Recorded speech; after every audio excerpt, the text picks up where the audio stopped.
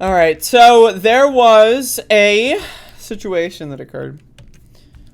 In Ohio, there was a video that went viral of a supposed Proud Boy beating the shit out of someone. And so I was going to cover this the other day, but then, the Ukraine situation, I covered that more so. And now there's an update to this. This person apparently has been charged. So I want to play this video real quick. It's 20 seconds, so feel free to come back in 25 seconds. And then we will see what the update is to this. Stop! Stop! He's a cop, apparently. Yeah. So this guy, I mean, talk about, like, let's be honest, like, this guy is not, he's, okay. Nigger bitch, shut your mouth. Yo. So, you can see this guy is drunk and just beats the shit out of people for no reason. Now again, this guy was arrested or apparently charged, and he's a part of the Proud Boys.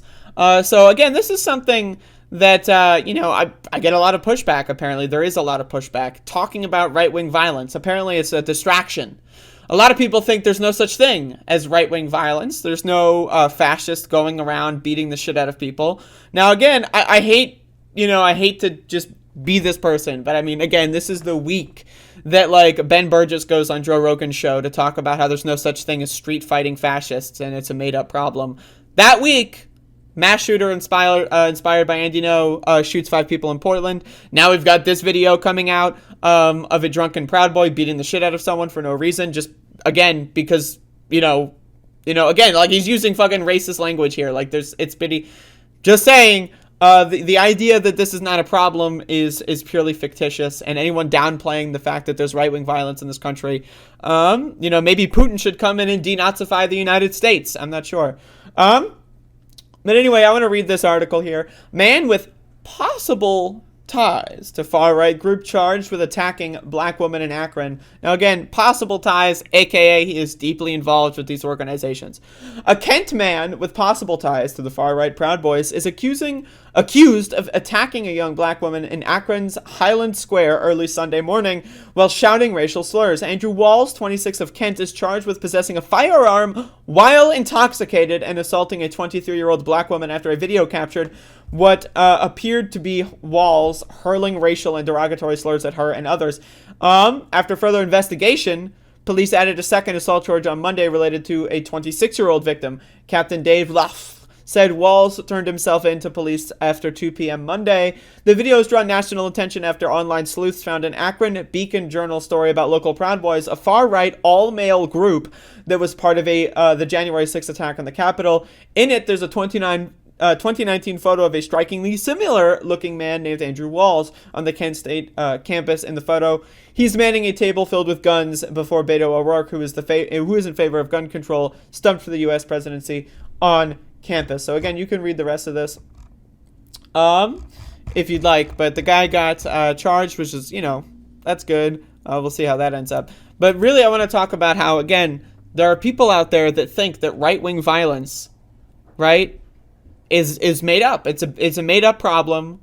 And really the main problem with that is that, okay, so they say right-wing violence is made up, and then they spend all of their time attacking, quote, Antifa.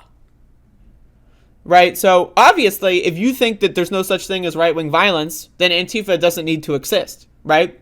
So this is why it's so problematic when people try to downplay right-wing violence in this country and then attack groups that defend people against this kind of stuff. Whenever there are, like, Proud Boys or Patriot Prayer or any of these fucking, like, groups or whatever going to a city for a rally, this is stuff that happens all the time. They're there for a couple days before the rally and a couple days after the rally sometimes, and they will just go downtown, like, bar to bar and beat the shit out of people. This has happened in New York. This has happened in Philadelphia. It's happened in Washington, D.C., right? And now it's happened in Ohio, right? This is what they do. They walk around like they're just, like, in a gang. Like, they just walk around with their buddies and beat the shit out of people who happen to not be white or male. Like, this has been documented several times, right? And so this is why groups like Antifa exist, right? In these cities to coordinate and defend. So when people know that these people are coming, they can prepare for that and understand where these people are going to be, and help people get out of there, help defend people, because again,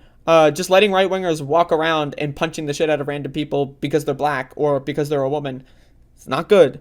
And so this is why we need anti-fascists in these cities to know when these people are coming, what they look like, and so that way, if there is a video like this, how did we know that this is the person who had far-right ties? Well, because anti-fascist researchers already identified this person and knew who they were. So again, and now that's leading to the police getting involved and arresting them, which is good. So again, fuck them, fuck the Proud Boys, and fuck the right. This shit is unacceptable.